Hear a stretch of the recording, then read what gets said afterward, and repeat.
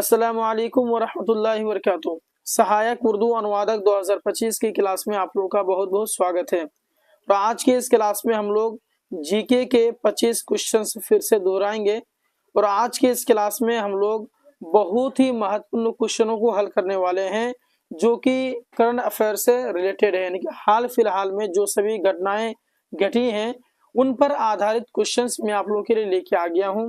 और ये क्वेश्चंस आप लोगों के लिए बहुत ही ज्यादा यूजफुल होने वाला है, क्योंकि इसी टाइप के क्वेश्चंस और हाल फिलहाल में जो घटनाएं घटती हैं उन्हीं को ज्यादातर पूछते हैं एग्जाम में, तो इन्हें आप मिस ना करें। और मैं आपको बताना चाहूंगा कि ये सहायक उर्दू अनुवादक के जीके का ये चौथा क्लासेस है।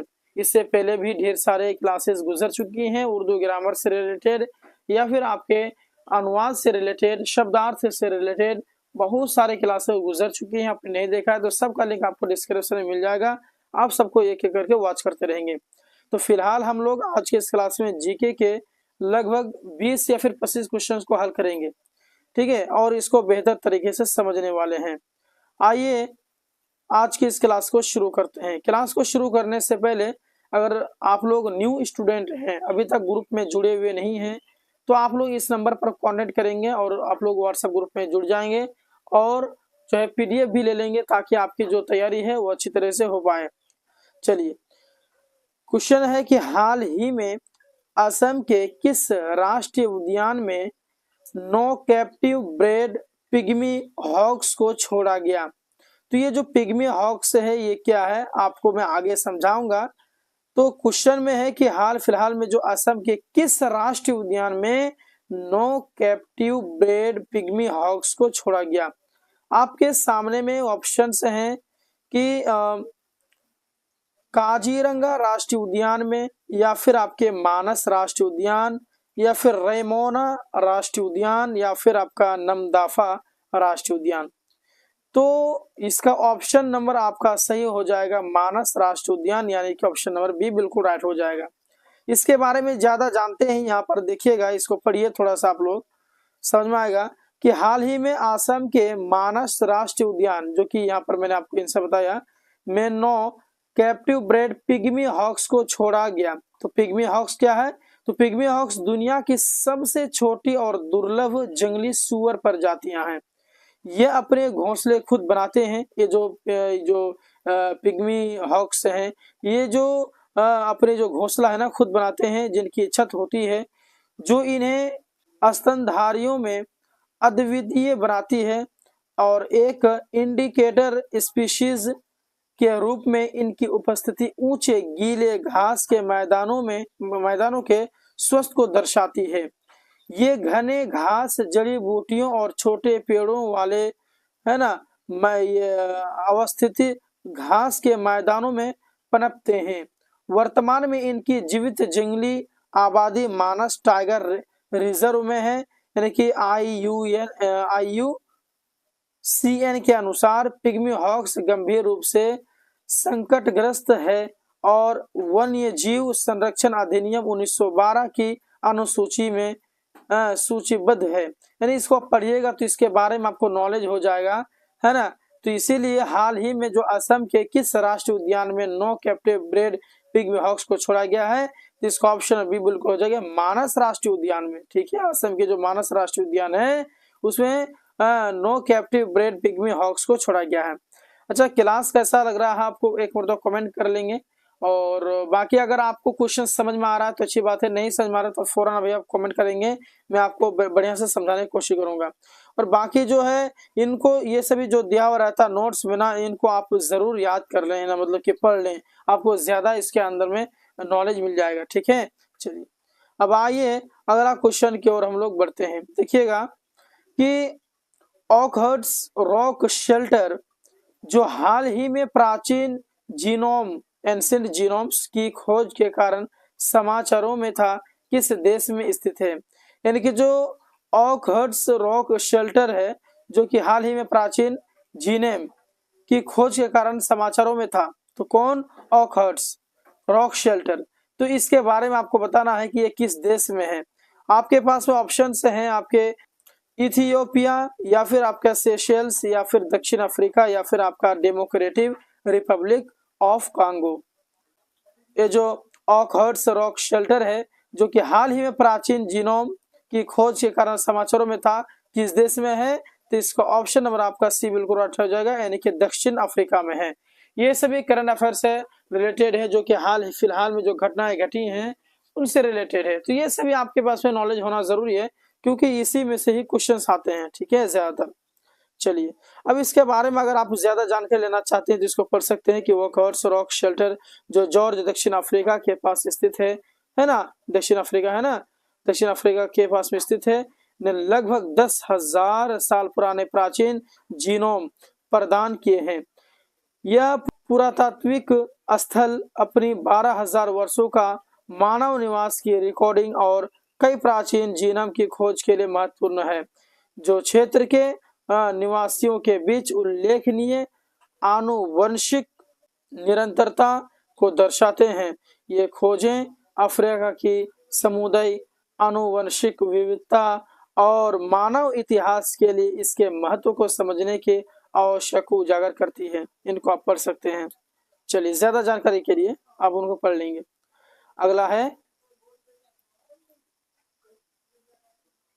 कि हाल ही में रवांडा में कौन सा वायरस उच्च मृत्यु दर के साथ उभरा है? हाल ही में जो रवांडा में कौन सा वायरस जो है उच्च मृत्यु दर के साथ दर्शाता है, यानी किस जो है वायरस की वजह से जो है मृत्यु दर मतलब के साथ उभरा है? तो देखिएगा, मापांक्स या फिर आपका मरबर्ग या फिर इबोला या फिर आपका जापानी एनसेफेलाइटिस।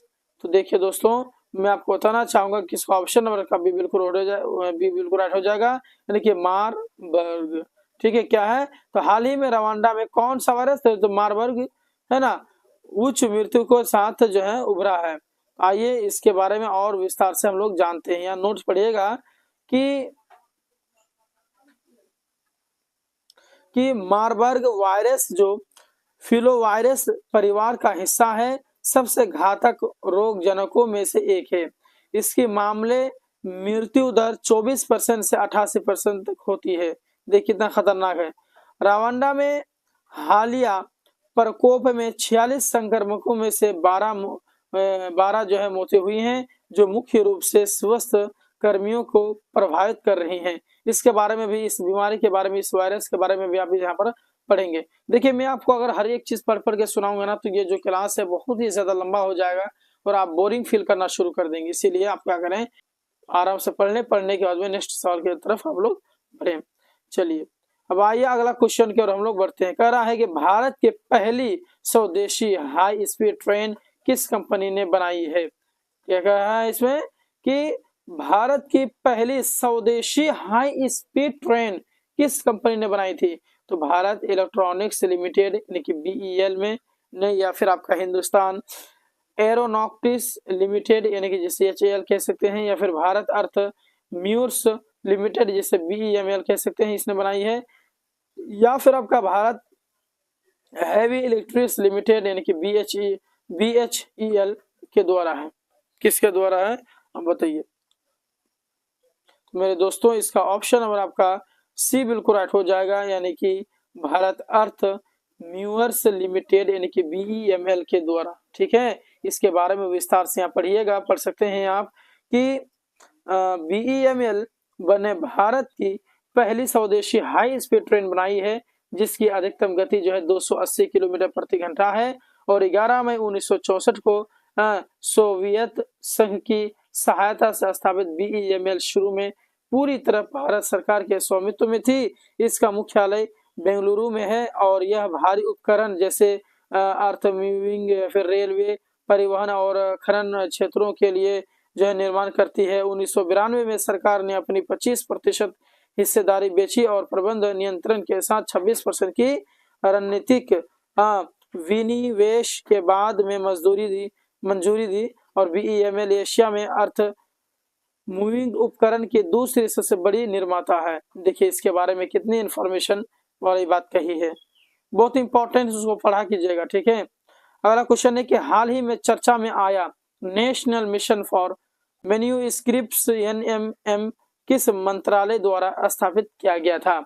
तो हाल ही में जो चर्चा में आया जो नेशनल ये मिशन फॉर मैन्युस्क्रिप्ट एनएम किस मंत्रालय द्वारा स्थापित में किया गया? तो यहाँ उस ऑप्शन देख लीजिए, पर्यटन और संस्कृति मंत्रालय या फिर विदेश मंत्रालय, या फिर आपका इसका ऑप्शन है कि शहरी विकास मंत्रालय या फिर रक्षा मंत्रालय। तो इसका ऑप्शन नंबर ए बिल्कुल राइट हो जाएगा, यानी कि पर्यटन और संस्कृति मंत्रालय, पर्यटन और संस्कृति मंत्रालय, यानी कि हाल ही में जो आया नेशनल मिशन फॉर मैन्युस्क्रिप्ट किस मंत्रालय द्वारा किया गया है? तो पर्यटन और संस्कृति मंत्रालय द्वारा। ठीक है, चलिए अब आइए अगला क्वेश्चन की ओर बढ़ने से पहले हम लोग इस नोट्स को भी पढ़ लेते हैं। देखिएगा पर कि केंद्रीय सांस्कृतिक मंत्रालय नेशनल मिशन फॉर मैन्युस्क्रिप्ट यानी पुनर्जीवित, इसको पढ़िएगा, मैं कितना पढ़ के सुनाऊंगा, जैसे वीडियो को भी स्टॉप कर दें, स्टॉप करने के बाद में खिलाइए इसको पूरा पढ़ने के बाद समझ करके फिर आगे बढ़ेंगे। ठीक है, मैं आप ही के लिए लिख के रखा हूँ। ठीक है, अगर आप लोग नहीं पढ़ेंगे तो ये वेस्ट चली जाएगा। ठीक है, बाकी मैं पढ़ के नहीं सुनाऊंगा क्योंकि क्लासेस जो है बहुत ज्यादा लंबा हो जाएंगे। ठीक है, अगला क्वेश्चन के हम लोग बढ़ते हैं। देखिए कह रहा है कौन सा बैंक स्विफ्ट जीपीआई के माध्यम से सीमा पार भुगतानों के लिए रियल टाइम ट्रैकिंग की पेशकश करने वाला पहला भारतीय बैंक बन गया? तो आपको यहाँ ऑप्शन हैं कि आईडीएफसी फर्स्ट बैंक, या फिर आपका एचडीएफसी बैंक, या फिर आपके एक्सिस बैंक, या फिर आईसीआईसीआई बैंक। तो कौन सा बैंक स्विफ्ट जीपीआई के माध्यम से सीमा पर भुगतान के लिए रियल टाइम ट्रैकिंग की पेशकश करने वाला पहला भारतीय बैंक बना? तो इसका ऑप्शन नंबर आपका बन जाएगा ए बिल्कुल राइट, यानी कि आईडीएफसी। क्या हो जाएगा? IDFC bank. चलिए फर्स्ट बैंक, चलिए ये नोट को आप पढ़ सकते हैं कि आईडीएफसी जो है फर्स्ट बैंक ने स्विफ्ट के साथ मिलकर अंतरराष्ट्रीय धन हस्तांतरण के लिए रियल टाइम ट्रैकिंग सेवा शुरू की। यह सीमा पर भुगतानों के लिए आप लोग पढ़ेंगे, आपको समझ में आ जाएगा, ज्यादा इसके बारे में और ज्यादा नॉलेज हो जाएगी। ठीक है, वीडियो को स्टॉप करके पूरे पढ़ रहे हैं, उसका तो फिर नेक्स्ट क्लास देखें। अगला क्वेश्चन है कि ऑटो वालों के एंडियन माउस नामक चूहे की एक नई प्रजाति की खोज किस देश में हुई है? तो देखिए ऑटो वाले के एंडियन माउस नामक चूहे की जो नई प्रजाति है, इसकी खोज करने वाले देश कौन सा है? पेरू है, या फिर आपका इक्वाडोर है, या फिर आपका कोलंबिया है, या फिर आपका बोलीविया है। तो देखिए इसका ऑप्शन नंबर आपका ए बी बिल्कुल राइट हो जाएगा, यानी कि आपका इक्वाडोर। क्या हो जाएगा? इक्वाडोर हो जाएगा। इसका ऑप्शन नंबर बी बिल्कुल राइट हो जाएंगे। अगला क्वेश्चन देखने से पहले इसको भी आप लोग पढ़िएगा, इसके बारे में आपको विस्तार से जानकारी हो जाएगी। वीडियो को बंद करें, इसको पहले समझ लें, पढ़ लें। तो ये जो आपका इक्वाडोर है, इसके बारे में और भी जो है विस्तार से यहाँ पर चर्चा की गई है। आप अगर पढ़ते हैं तो आपको ये से लेकर के जेड तक सारी चीजें मालूम हो जाएंगी। अब आइए अगला क्वेश्चन की ओर हम लोग बढ़ते हैं। देखिएगा कि हर साल विश्व दयालुता दिवस किस दिन मनाया था? ये बहुत ही इंपॉर्टेंट क्वेश्चन है कि हर साल जो विश्व दयालुता जो दिवस मनाता है तो किस दिन मनाता है? 13 नवंबर, 14 नवंबर, 15 नवंबर, 16 नवंबर, बताइए आप। इसका ऑप्शन नंबर आपका है ना ये बिल्कुल राइट हो जाएगा, नहीं कि 13 नवंबर। हर साल जो है विश्व दयालुता दिवस जो है 13 नवंबर को मनाता है। आप याद कर लेंगे 13 नवंबर को मनाता है। ठीक है, चलिए अब आइए अगला क्वेश्चन की ओर हम लोग बढ़ने से पहले यहाँ पर आप इसको पहले पढ़ लें, उसके नेक्स्ट क्लास की ओर आप लोग बढ़े। देखिएगा यहाँ पर सवाल देखिए क्या कह रहा है कि हाल ही में सुपर टाइफून मैनी ने किस देश को प्रभावित किया है? हाल ही में जो सुपर टाइफून जो है मैनी किस देश को प्रभावित किया? ये शायद कल की क्लास में ये सवाल गुजर चुके हैं, रिपीट हो रहे हैं। तो देखिए हाल फिलहाल में सुपर टाइफून मैनी ने किस देश को प्रभावित किया है? तो इसका ऑप्शन नंबर आपका है ना सी बिल्कुल राइट हो जाएगा, यानी कि फिलीपींस। क्या हो जाएगा? फिलीपींस। फिलीपींस जो है सुपर टाइफून मैनी ने किस देश को प्रभावित किया है? तो फिलीपींस को प्रभावित किया है। उसके आगे सवाल बढ़ने से पहले इनको आप पढ़ लेंगे, इसमें आपको समझ में आएगा। टाइफून मैनी एक महीने की में उत्तरी फिलिप्स को प्रभावित करने वाला 6 बड़े तूफानों में से एक था। इनके बारे में पढ़ लेंगे, आपको ज्यादा समझ में आ जाएगा। अगला क्वेश्चन की ओर हम लोग बढ़ेंगे। कह रहा है कि वर्ल्ड है ना टेलीविजन डे 2024 हर साल किस दिन मनाया जाता है?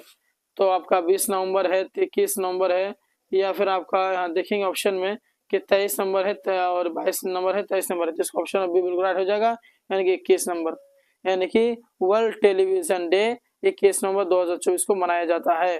पहला इलेक्ट्रॉनिक टेलीविजन 1927 में 21 वर्ष फॉलो। पढ़ लेंगे, इसको समझ में ज्यादा आएगा आपको। ठीक है, आसान शब्दों में लिखा गया, कुछ मुश्किल शब्द नहीं है, बाकी अगर परेशानी होती है, आप ये चाहते हैं कि हम ही आपको हर एक चीज बता कर दें, पढ़ के समझाएं आपको, कमेंट कर सकते हैं आप, कोशिश करूंगा मैं। ठीक है, चलिए अगला है कि कुकबोरो को किस भारतीय राज्य की आधिकारिक भाषा है? मेघालय, सिक्किम, नागालैंड या फिर त्रिपुरा? तो देखिएगा कि इसका ऑप्शन नंबर आपका डी बिल्कुल राइट हो जाएगा, यानी कि त्रिपुरा। ठीक है, यानी कि जो कोबोरो को जो किस भारतीय राज्य की आधिकारिक भाषा है, तो आपका हो जाएगा आपका त्रिपुरा का। चलिए इसके बारे में भी आप पढ़ सकते हैं कि त्रिपुरा में त्रिपुरा स्टूडेंट फेडरेशन यानी कि TSF ने कोकोबोरो को भाषा के लिए रोमन लिपि की मांग करते हुए अगरतला में विरोध प्रदर्शन किया। इसके बारे में पढ़िएगा, समझ में ज्यादा आएगा आपको। ठीक है, चलिए आइए अगला क्वेश्चन की ओर हम लोग बढ़ते हैं। देखिए अगला क्वेश्चन है कि किस मंत्रालय ने प्रभाव फैक्ट बुक और भारत स्टार्टअप ग्रैंड चैलेंज के पहल शुरू की? किस मंत्रालय ने प्रभाव फैक्ट बुक और भारत स्टार्टअप ग्रैंड चैलेंज की जो है पहल की शुरुआत की? वित्त मंत्रालय या फिर वाणिज्य और उद्योग मंत्रालय, विज्ञान और प्रौद्योगिकी मंत्रालय या फिर MSMI मंत्रालय? तो इसका ऑप्शन नंबर आपका भी बिल्कुल है, वाणिज्य और उद्योग मंत्रालय। वाणिज्य और उद्योग मंत्रालय ने जो है प्रभाव फैक्ट बुक और भारत स्टार्टअप ग्रैंड चैलेंज की शुरुआत की थी। अगला क्वेश्चन हल करने से पहले इनको भी आप पढ़ लीजिएगा। यहाँ पर क्या क्या कह रहा है, कैसे दिया हुआ है कि भारत में नवाचार और मेंटरशिप को बढ़ावा देने के लिए वाणिज्य और उद्योग मंत्री ने भारत स्टार्टअप ग्रैंड चैलेंज और प्रभाव फैक्ट बुक की शुभारंभ किया। इसके बारे में पढ़िएगा आपको ज्यादा समझ में आएगा। क्वेश्चन वाला है कि स्वामित्व योजना किस मंत्रालय द्वारा शुरू की गई थी?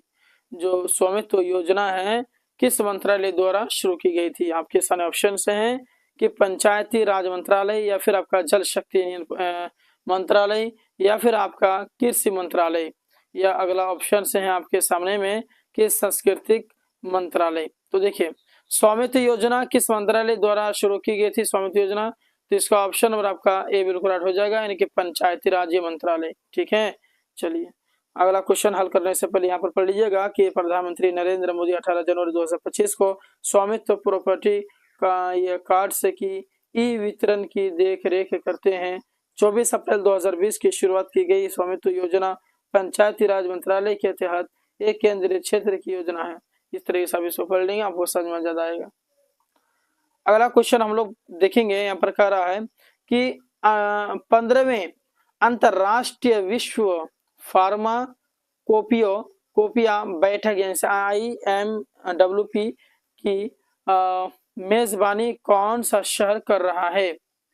कोलकाता, जयपुर, नई दिल्ली, भोपाल? तो देखिए 15वें अंतरराष्ट्रीय विश्व है ना फार्माकोपियो बैठक जो है कि मेजबानी कौन सा शहर कर रहा है? तो इसका ऑप्शन नंबर आपका सी बिल्कुल राइट हो जाएगा, यानी कि नई दिल्ली। ये सभी क्वेश्चन जो हैं बहुत ही ज्यादा इंपॉर्टेंट है भाई, बहुत ज्यादा इंपॉर्टेंट है। ठीक है, इसलिए इनको मिस नहीं करेंगे। बाकी इसको आप पढ़ सकते हैं कि नई दिल्ली ने जो है 5-7 फरवरी 2025 के बीच 15वीं अंतर्राष्ट्रीय विश्व फार्माकोपियो बैठक की मेजबानी की, और इस आयोजन में वैश्विक, इसको पढ़ लेंगे आपको ज्यादा समझ में आएगा। ठीक है, बाकी कोई इश्यू होता है, कोई परेशानी होता है तो आप हमें कमेंट कर सकते हैं।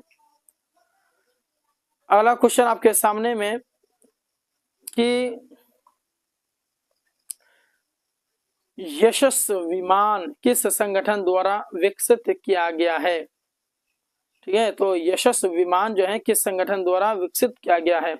हिंदुस्तान एरोनॉटिक्स लिमिटेड यानी HAL, या फिर आपका भारतीय अंतरराष्ट्रीय अनुसंधान संगठन जिसे ISRO कह सकते हैं, या फिर रक्षा अनुसंधान और विकास संगठन यानी जिसे DRDO कह सकते हैं, भारत डायनेमिक्स लिमिटेड यानी कि BDL कह सकते हैं। तो यश विमान जो है किस संगठन द्वारा विकसित हुआ? तो यश विमान जो है आपका ऑप्शन ये बिल्कुल राइट, यानी कि हिंदुस्तान एरोनॉटिक्स लिमिटेड HAL है ना, मतलब कि हिंदुस्तान एरोनॉटिक्स लिमिटेड HAL द्वारा जो है विकसित किया गया है। अगला क्वेश्चन की ओर हम लोग बढ़ने से पहले इसको भी पढ़ लेंगे कि ये यहाँ पर क्या कह रहा है और इसके बारे में आपको विस्तार से जानकारी हासिल हो जाएगी। अगला यहाँ पर देखिएगा, सवाल में कह रहा है एशिया का पहला हाइपर रियलिस्टिक जीवन आकार का एनिमेट्रॉनिक हाथी जिनका नाम एली है, कहाँ अनावरण किया गया है? बेंगलुरु या फिर आपका कोलकाता, भोपाल या फिर एक और ऑप्शन है आपके सामने में चेन्नई। तो इसका ऑप्शन नंबर ए बिल्कुल राइट हो जाएगा, बेंगलुरु। ठीक है, यानी कि एशिया का पहला हाइपर रियलिस्टिक जीवन आकार का एनिमेट्रॉनिक हाथी जिनका नाम एली है, कहाँ अनावरण किया गया है? तो आपका ऑप्शन ए बिल्कुल राइट, यानी कि बेंगलुरु। ठीक है, चलिए वाइए अगला क्वेश्चन की ओर हम लोग बढ़ते हैं। यहाँ देख सकते हैं, इसको भी आप लोग पढ़ लेंगे, सारे चीजों के बाद डिफिनेशन में देख रखा हूँ, पढ़ लेंगे, ज्यादा समझ आएगा। क्वेश्चन अगला है कि एशिया की पहली ग्लोबल हाइपरलूप प्रतियोगिता यानी कि GHC 2025 की मेजबानी कौन सा संस्थान कर रहा है? IIT रुड़की या फिर आपका IIT कानपुर या फिर IIT मद्रास या फिर IIT बॉम्बे। तो एशिया की पहली ग्लोबल हाइपरलूप प्रतियोगिता इंजन GHC 2025 की मेजबानी कौन सा संस्थान कर रहा है? तो इसका ऑप्शन नंबर आपका सी बिल्कुल राइट हो जाएगा, यानी कि IIT मद्रास। IIT मद्रास यहाँ पर आप पढ़ सकते हैं कि IIT मद्रास जो है 21-25 फरवरी 2025 तक एशिया के पहले ग्लोबल हाइपर लूप प्रतियोगिता यानी GHS की मेजबानी कर रहा है, और इसके बारे में और विस्तार से आप यहाँ से जानकारी ले सकते हैं। अगला क्वेश्चन आपके सामने में कि किस राज्य सरकार ने ग्रामीण सड़कों को बेहतर बनाने के लिए प्रगति पथ योजना शुरू की है? किस राज्य सरकार ने? कर्नाटक, उड़ीसा, महाराष्ट्र या फिर आपका गुजरात। तो कर्नाटक हो जाएगा, इसका ऑप्शन ये बिल्कुल राइट, बाकी इसको आप पढ़ लेंगे। ठीक है, यहाँ पर देख सकते हैं कर्नाटक सरकार ने प्रगति पथ योजना शुरू की। इस योजना के तहत 7110 किलोमीटर ग्रामीण सड़कों का निर्माण होगा, जिसकी लागत 5190 करोड़ रुपए है। इसका उद्देश्य पूरे राज्य में ग्रामीण सड़कों को बेहतर बनाना। यह योजना प्रधानमंत्री ग्राम सड़क योजना यानी कि PMGSY से अलग है। ठीक है, इसके बारे में आपको विस्तार से जानकारी मिल जाएगी। आगे है कि हार्पून किस प्रकार की मिसाइल है जो हाल ही में खबरों में थी? आपका ऑप्शन है कि एंटी शिप क्रूज मिसाइल या फिर आपका एंटी रेडिएशन मिसाइल, जिसे ARM कह सकते हैं, या फिर एयर टू एयर मिसाइल, या फिर उपयुक्त में से कोई नहीं। तो देखिएगा, मैं आपको बताना चाहूंगा कि हार्पून किस प्रकार की मिसाइल है जो हाल में खबरों में थी। किस प्रकार की मिसाइल है? तो मैं आपको बताना चाहूंगा, इस ऑप्शन ये बिल्कुल राइट हो जाएगा, यानी कि anti ship cruise missile. Anti ship cruise missile ये आपके फिलहाल का ही है। ठीक है, बाकी इसको आप लोग पढ़ेंगे, आपको समझ में आ जाएगा कि अमेरिका वायुसेना अपने आप इसको पढ़ेंगे, समझ में आएगा। अब आइए अगला क्वेश्चन, और आज की इस क्लास का लास्ट क्वेश्चन होगा शायद ये। चलिए इसको देखिए, क्या है कि अरावली सफारी पार्क परियोजना किस राज्य की पहल है? यानी अरावली जो है सफारी पार्क योजना जो है किस राज्य की पहल है? हरियाणा, राजस्थान, गुजरात, उत्तराखंड। तो इसका ऑप्शन नंबर आपका ए बिल्कुल राइट हो जाएगा, हरियाणा। इसके बारे में पढ़िए, कह रहा है कि हरियाणा सरकार गुरुग्राम और नूह में 3858 हेक्टेयर में अरावली सफारी पार्क विकसित करने की योजना बना रही है। इसको पढ़िए, पूरा समझ में आएगा। इस वीडियो को बंद कर दे पड़े। तो आज की इस क्लास में हम लोगों ने जीके के करंट अफेयर से रिलेटेड आपने 20 क्वेश्चन को हल किया। इसी तरह से मैं 20-25 क्वेश्चन करके आप लोगों के लिए डेली लेके आऊंगा। आप लोग टेंशन बिल्कुल नहीं ले। क्लास का टाइम तो आपको बता दिया है। बाकी आप लोग अगर पुराने स्टूडेंट है तो कोई इशू नहीं है। नए स्टूडेंट अगर हैं तो ये जो नंबर है आपको ऐड कर लेंगे, 8226928812। इस नंबर पर आप लोग रब्ता करेंगे, व्हाट्सएप मैसेज करेंगे, व्हाट्सएप ग्रुप में जुड़ जाएंगे। बाकी आप तैयारी करना चाहते हैं डेली क्लासेस के लिए भी कॉन्टेक्ट करेंगे। ठीक है, तो मिलते हैं एक और क्लास के साथ में, एक और वीडियो में। तब तक के लिए धन्यवाद। अस्सलाम वालेकुम वरहमतुल्लाहि वबरकातुहू।